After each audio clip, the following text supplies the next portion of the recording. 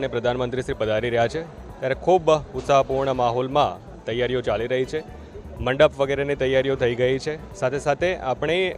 Road શોમાં પણ ખૂબ મોટી વિશાળ સંખ્યામાં લોકો જોડાવાના છે અને સંપૂર્ણ વાતાવરણ જે આપણા લોકાર્પણ અને ખાતમુહૂર્તના અગત્યના કામો છે એ તો આપણે ચોક્કસપણે આ કાર્યક્રમના માધ્યમથી થવા જઈ રહ્યા છે, પણ જે દેશભક્તિનો માહોલ છે અને એ દેશભક્તિના માહોલમાં તમામ કચ્છના જેટલા પણ નાગરિકો છે એ ઉત્સાહપૂર્ણ રીતે આમાં જોડાશે અને એ પ્રકારની તમામ તૈયારીઓ હાલમાં ચાલી પણ રહી છે. અત્યારે તો ભવ્ય 1 કિલોમીટરથી વધારે રોડ શોનું અને સભાનું આયોજન છે અને મેં કીધું એ રીતે કચ્છના લોકોમાં ઉત્સાહ છે અને જ્યાં જ્યાં લોકો આમંત્રણ આપવા માટે જાય છે ત્યારે ઢોલ નગારા સાથે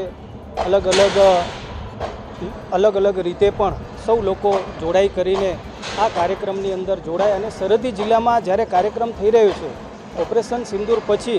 આદરણીય શ્રી નરેન્દ્ર મોદી સાહેબ પહેલી વખત કચ્છની ધરા ઉપર આવે છે ત્યારે આવકારવા માટે કચ્છની જનતા આતુર છે. અમારી તમામ માહિતીથી અપડેટ રહેવા માટે જોડાયેલા રહો S9 ન્યૂઝ સાથે.